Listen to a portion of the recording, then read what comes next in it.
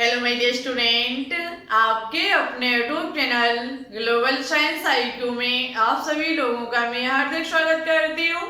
इसी के साथ साथ आप सभी लोगों को गुड इवनिंग। तो जैसा कि आप सभी लोगों ने थंबनेल में देख ही लिया होगा, मैं दिशा यादव आज आपके लिए पॉलीमर चैप्टर का पार्ट नंबर 2 लेकर के आई हूँ, जो कि आपके सभी मेडिकल एग्जाम के लिए बहुत ही इम्पोर्टेंट एंड कीमती पार्ट है। देखो स्टूडेंट्स, यदि अभी तक आपने पार्ट नंबर 1 को नहीं देखा है तो सबसे पहले प्लेलिस्ट में जाकर के देख लीजिए, क्योंकि वहां पर हमने आपको बहुत ही कीमती जानकारी दे रखी है।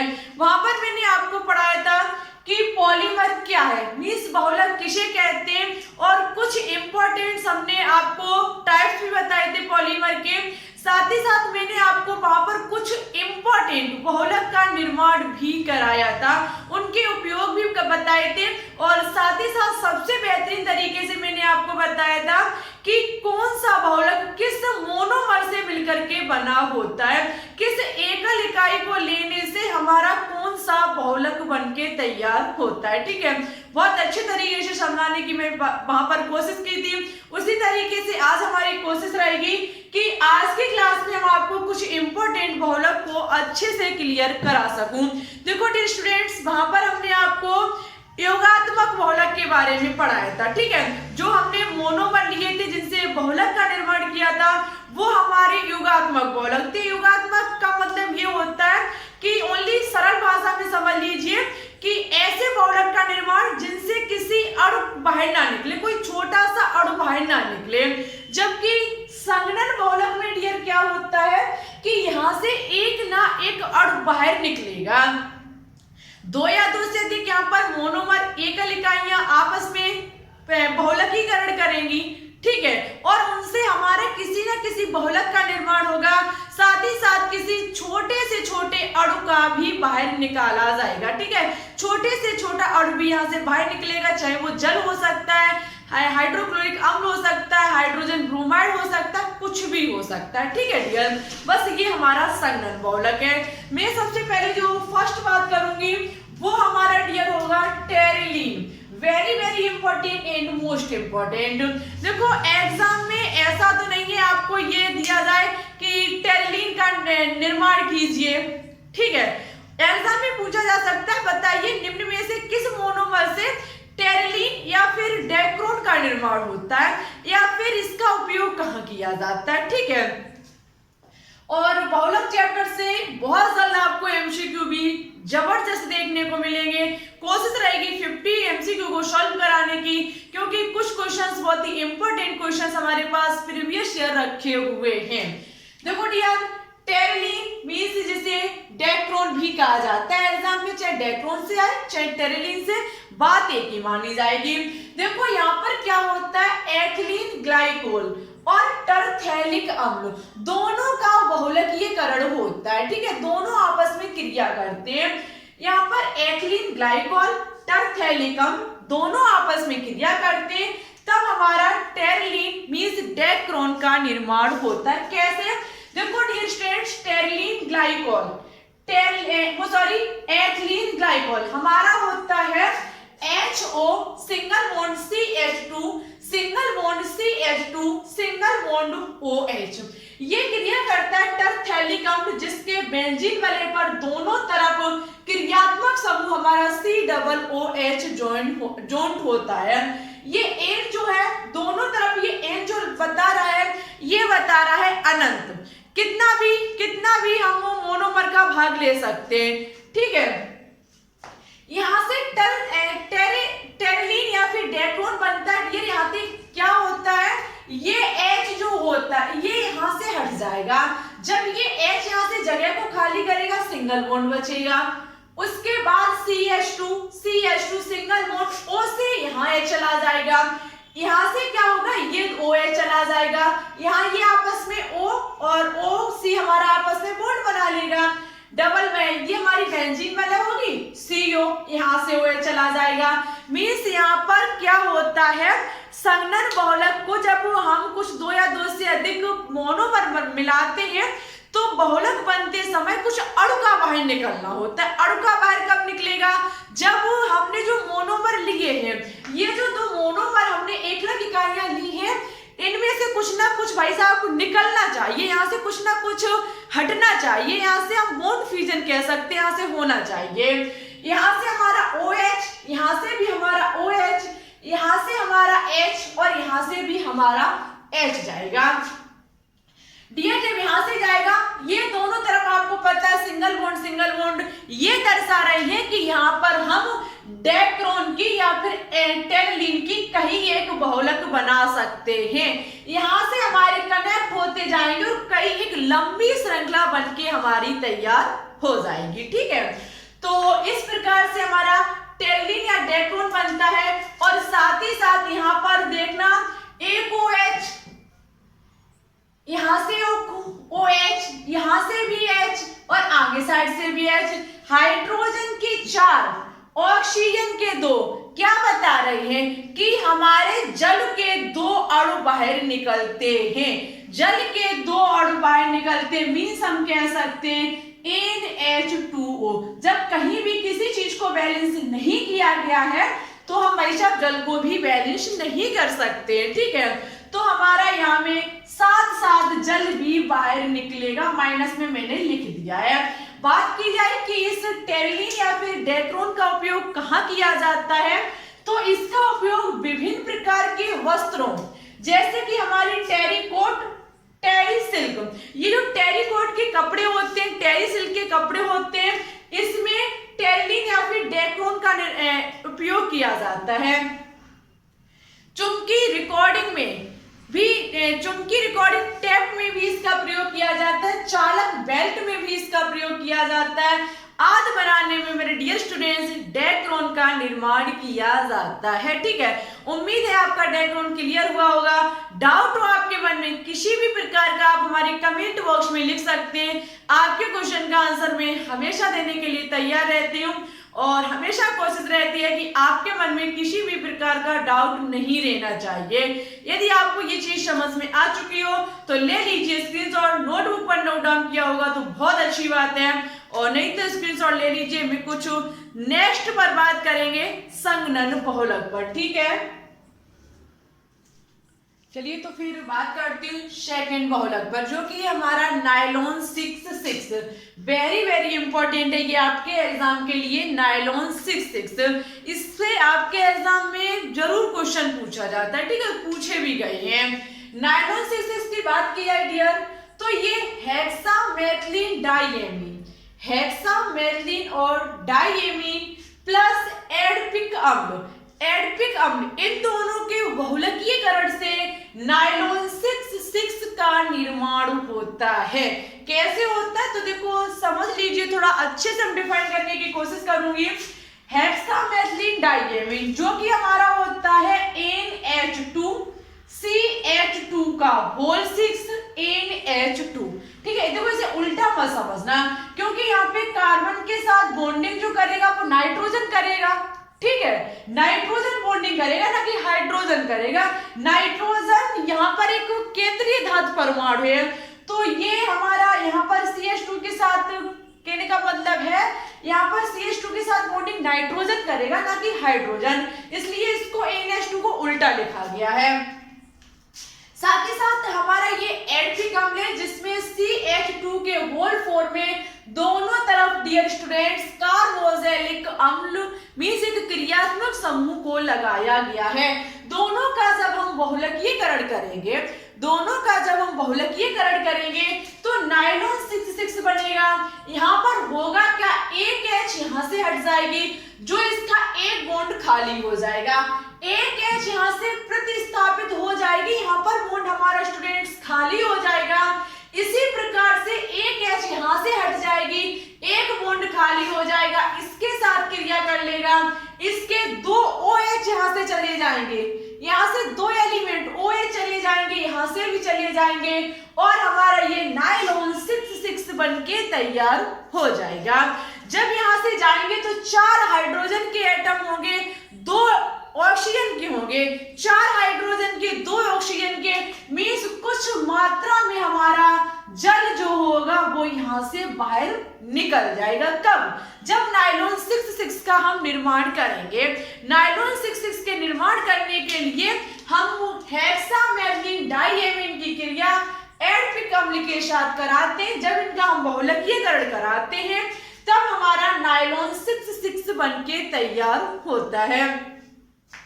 बात की जाए कि इसका उपयोग कहाँ किया जाता है, इसका यूज कहाँ किया जाता है, तो इसका उपयोग वृष के बाल, आपने वृष के बाल तो देखे ही होंगे, अधिकतर स्टूडेंट्स क्या हर किसी के घर वृष होगा, ठीक है। वृष के बाल जो होते हैं, चद्दरें जो होती हैं, कपड़े होते हैं, और ये कपड़े प्लास्टिक वाले कपड़े होते हैं, इनके निर्माण के लिए हम नायलॉन 6 का यूज करते हैं, ठीक है।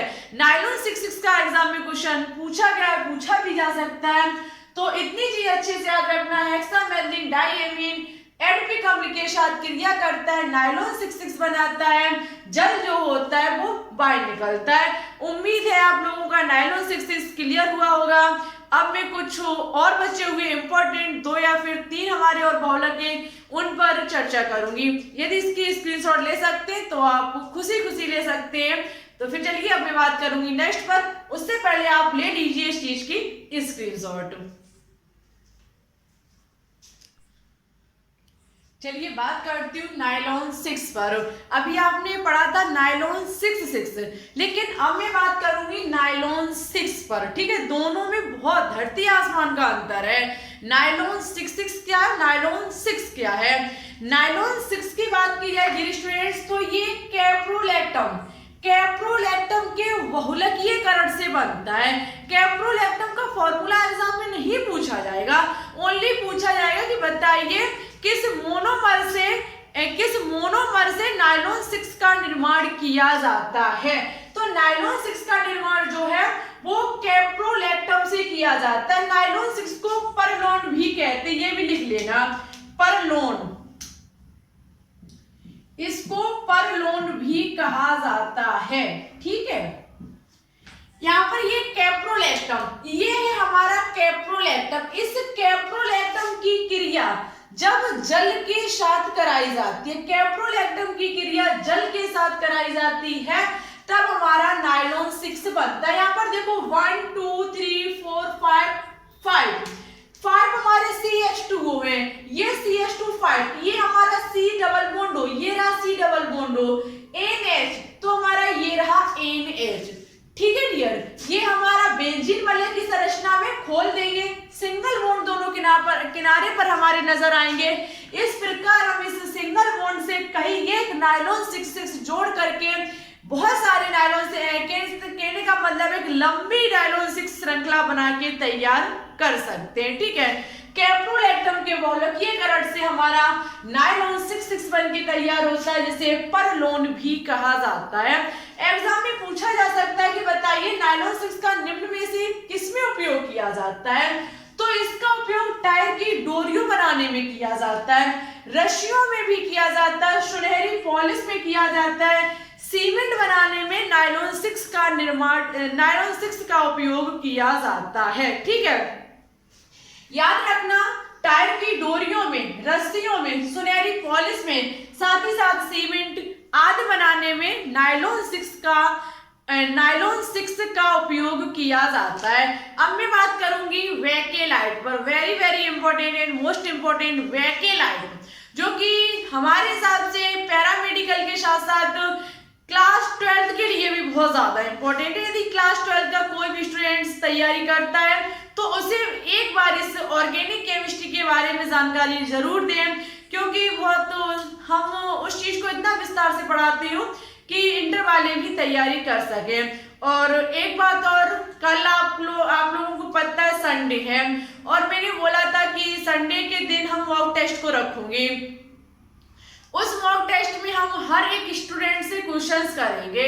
जितने भी स्टूडेंट्स हमारी लाइव क्लास में जुड़े होंगे उन हर एक स्टूडेंट से एक एक क्वेश्चन को हम पूछेंगे। अब वो किससे कौन सा क्वेश्चन पूछा जाएगा किसी को पता नहीं। क्वेश्चन को मैं टाइप करके नहीं लाऊंगी, ना ही इमेज के द्वारा दिखेंगे। हम मुंह से बोलेंगे, आपको क्वेश्चन का आंसर देना होगा, बस इतना काम है आपका। तो कल दोपहर में, ना तो मॉर्निंग में क्लास आएगी ना ही इवनिंग में क्लास आएगी। कल दोपहर में हम क्लास को चलाएंगे, लगभग 2-2.5 घंटे की क्लास लेकर के आएंगे। उस 2-2.5 घंटे की क्लास के लिए कौन कौन स्टूडेंट्स तैयार हैं, आज के कमेंट बॉक्स में कमेंट करके जरूर बताएं। जितने अधिक कमेंट आएंगे उतनी ही जबरदस्त क्लास लेकर के आऊंगी। एक से बढ़कर के एक क्वेश्चन हर एक स्टूडेंट से पूछा जाएगा और हो सकता है कि एक स्टूडेंट्स का 2 बार भी मौका लग जाए। तो पहले तो सभी से एक ही क्वेश्चन किया जाएगा। कौन स्टूडेंट्स इस मॉक टेस्ट के लिए तैयार हैं और कितना समय होगा वो हम आपको टेलीग्राम चैनल या फिर ग्रुप पर बता देंगे, दोनों पर बता देंगे। लिंक दोनों की नीचे डिस्क्रिप्शन में डली हुई है, टेलीग्राम चैनल की भी और टेलीग्राम ग्रुप की भी। आप वहां पर जाकर के टेलीग्राम और चैनल और ग्रुप दोनों को ज्वाइन कर सकते हैं। कई एक स्टूडेंट्स की कहने का मतलब है, कहते हैं कि ज्वाइन ही नहीं होता है। तो देखो, टेलीग्राम चैनल का हमारा नाम है ग्लोबल साइंस IQ। आप सर्च करना, चैनल का लोगो नजर आएगा, वहां पर क्लिक करके ज्वाइन हो सकते हैं। साथ ही साथ टेलीग्राम ग्रुप का नाम है chemistry by Disha Yadav. Chemistry by Disha Yadav आप सर्च करना, हमारे चैनल का लोगो नजर आएगा, उस पर क्लिक करके आप हमारे टेलीग्राम ग्रुप से भी ज्वाइन हो सकते हैं। ठीक है, दोनों की लिंक वैसे नीचे डिस्क्रिप्शन में डली हुई है। वैसे जैसी प्रॉब्लम तो नहीं होनी चाहिए, लेकिन अधिकतम लाइव स्ट्रीम में लोगों का कहना रहता है कि ज्वाइन ही नहीं हो रहा है। तो समस्या को भी सॉल्व करूंगी, एक बार चेक कर लूंगी, शायद कोई प्रॉब्लम हो टेलीग्राम पर। और इसकी स्क्रीनशॉट ले लीजिए, बैकलाइट पर बात करेंगे, लेकिन मॉक टेस्ट के लिए आपको बताना होगा कि आप रेडी हो या नहीं हो। ठीक है, चलिए तो ले लीजिए स्क्रीनशॉट, बात करेंगे बैकलाइट पर। चलिए तो अब बात करूंगी हम वेकेलाइट पर कि वेकेलाइट का निर्माण कैसे होता है। वेकेलाइट या फिर हम कह सकते हैं फिनोल फॉर्मल्डिहाइड रेजिन। क्यों कह सकते हैं? तो देखो स्टूडेंट्स, वेकेलाइट के निर्माण के लिए हमें फिनोल और फॉर्मल्डिहाइड की जरूरत होती है। सबसे पहले क्या होता है, ये फिनोल जो होता है वो फॉर्मल्डिहाइड के साथ क्रिया करता है। फिनोल जब फॉर्मल्डिहाइड के साथ क्रिया करेगा तो आपको पता है कि ये O हाइड्रोक्सी बेंजीन फिनोल देगा और P हाइड्रोक्सी बेंजीन फिनोल देगा। कैसे देगा? तो देखो, ये फिनोल फॉर्मल्डिहाइड के साथ क्रिया करेगा तो आपको पता है ये हमारी फिनोल लिखी हुई है, यहां से क्या होगा, ऑर्थो वाले स्थान से एक हाइड्रोजन प्रतिस्थापित हो जाएगी। एक हाइड्रोजन जब यहाँ से प्रतिस्थापित हो जाएगी तो इस स्थान पर H हमारी 2 है तो H2 हो जाएगा C और O, मींस CH2O हो जाएगा, CH2O। अब क्वेश्चन उठता है कि ये फिर H कहां से आ गया? तो आपको पता है ये H हमने जब यहाँ से कार्बन वाले, यहाँ से सेकंड ऑर्थो वाले स्थान से कार्बन से हाइड्रोजन को प्रतिस्थापित किया तब H को ज्वाइन कर पाया, क्योंकि ये हमारी बेंजीन वाले है, फिनोल की बेंजीन वाले हम कह सकते हैं, जिसमें बेंजीन वाले में 6 कार्बन होते हैं, 6 ही हाइड्रोजन होते हैं। हमने OH को तब जोड़ा होगा जब यहाँ से हमने हाइड्रोजन को प्रतिस्थापित किया होगा। इसी प्रकार से जब हम यहाँ से हाइड्रोजन को प्रतिस्थापित करेंगे तभी हम CH2O मींस फॉर्मल्डिहाइड को कनेक्ट कर पाएंगे। एक बार फॉर्मल्डिहाइड हमारा ऑर्थो पर जुड़ेगा और एक बार हमारा पैरा पर जुड़ेगा। हम क्या करेंगे, O हाइड्रोक्सी बेंजीन फिनोल और P हाइड्रोक्सी बेंजीन फिनोल दोनों का बहुलकीयकरण करा देंगे। जब स्टूडेंट्स दोनों का बहुलकीयकरण कराएंगे भाई साहब, वेकेलाइट बनके तैयार हो जाएगी। कैसे बनके तैयार होगी? तो देखो यहाँ पर क्या होगा, सर्वप्रथम PO हाइड्रोक्सी बेंजीन फिनोल के नीचे कनेक्ट हो जाएगा हमारा क्या, P हाइड्रोक्सी बेंजीन क्लोराइड। ये यहाँ पर आप देख सकते हैं। दूसरी हमारी PO hydroxy benzene phenol connect हो गई और यहाँ पर आप देख सकते हैं हमारी क्या कनेक्ट हो गई, यहाँ पर हमारी, या उसके बाद यहाँ पर आप देखेंगे फिर हमारी ये O हाइड्रोक्सी नहीं, यहाँ पर हमारी जुड़ के हुई O हाइड्रोक्सी बेंजीन फिनोल, यहाँ पर भी, यहाँ पर हमारी P हाइड्रोक्सी बेंजीन फिनोल। ठीक है, नीचे आप देख सकते हैं, नीचे आप देखेंगे तो हमारी ये कनेक्ट हो गई P hydroxy benzene chloride, means ये आपस में एक दूसरे से जॉइंट हो जाएंगे। इस प्रकार से जॉइंट हो जाएंगे कि इनका बंध इनके साथ जुड़ना चाहिए, इनका बंध इनके साथ बनना चाहिए, यहाँ पर नहीं बनेगा डियर, ठीक है, क्योंकि ये हमारी लगी हुई है, ठीक है, क्योंकि यहाँ से हमारी करेक्ट है, ये हमारी वेकेलाइट बनके तैयार हो गई, जो कि आपके एग्जाम के लिए बहुत ज्यादा इंपॉर्टेंट है। वेकेलाइट से ओनली क्वेश्चन पूछा जाता है कि वेकेलाइट निर्माण में क्या पॉलीमर होता है, तो फिनोल फॉर्मल्डिहाइड होता है, ठीक है। और हमारी आज की क्लास यहीं पर समाप्त होती है। 4 संघटन बहुलक जो आपके एग्जाम के लिए इंपॉर्टेंट है उनको हमने क्लियर कराने की कोशिश की है। यहाँ से जो भी इंपॉर्टेंट क्वेश्चंस बनेंगे हम चैप्टर वाइज क्वेश्चंस की सीरीज में कंप्लीट करा देंगे। क्लास कैसी लगी कमेंट बॉक्स में कमेंट करके जरूर बताएं। अच्छी लगे तो लाइक कर देना, दोस्तों के साथ शेयर कर देना। चैनल पर अभी न्यू जुड़ रहे हैं तो चैनल को सब्सक्राइब करके बेल आइकन को प्रेस ऑल पर क्लिक कर लेना, जिससे हमारी अन्य आने वाली वीडियो के नोटिफिकेशन आपके पास टाइम टू टाइम पहुंचते रहे। और कल मॉक टेस्ट दोपहर में कौन स्टूडेंट्स तैयार हैं आज के कमेंट बॉक्स में कमेंट करके बता देना। जितने अधिक कमेंट होंगे मॉक टेस्ट उतना ही जबरदस्त होगा, ठीक है। मॉर्निंग क्लास का इंतजार मत करना, दोपहर में क्लास ली जाएगी, बहुत शानदार क्लास होगी। 2-2.5 घंटे का मॉक टेस्ट होगा, लेकिन कमेंट आने पर ही मॉक टेस्ट होगा, ठीक है। और टेलीग्राम चैनल और ग्रुप को भी ज्वाइन कर लेना। ये क्लास कैसी लगी जरूर बताएं। पार्ट नंबर 3 भी इसका जल्द ही आएगा, जिसमें हम आपको रबड़ के बारे में जानकारी देंगे। ब्यूनास रबड़ होती, कई एक रबड़े होती है जो एग्जाम के लिए इंपॉर्टेंट होती हैं, उन पर आगे चर्चा की जाएगी पार्ट नंबर 3 में। पार्ट नंबर 3 का इंतजार करना और पार्ट नंबर 1 पार्ट नंबर 2 को अच्छे से क्लियर कर लेना। किसी भी प्रकार का कहीं भी आपके मन में डाउट लगे कमेंट बॉक्स में लिख देना। मैं नेक्स्ट क्लास में आपके डाउट को क्लियर कराने की पूरी कोशिश करूंगी। और उम्मीद है कि आज की क्लास से आप बहुत कुछ सीखे भी होंगे, और सीखा हो तो प्लीज एक लाइक, एक शेयर और एक सब्सक्राइब जरूर करवा देना।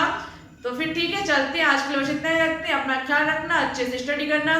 किसी भी प्रकार का कोई भी डाउट हो तो आप हमसे बिना झिझकते हुए पूछ सकते हैं, ठीक है। तो फिर ठीक है, मिलते हैं कल दोपहर में एक मॉक टेस्ट के साथ। सभी स्टूडेंट्स तैयार हैं तो लिख देना। Thanks for watching this video. जय हिंद, जय भारत, ऑल द बेस्ट।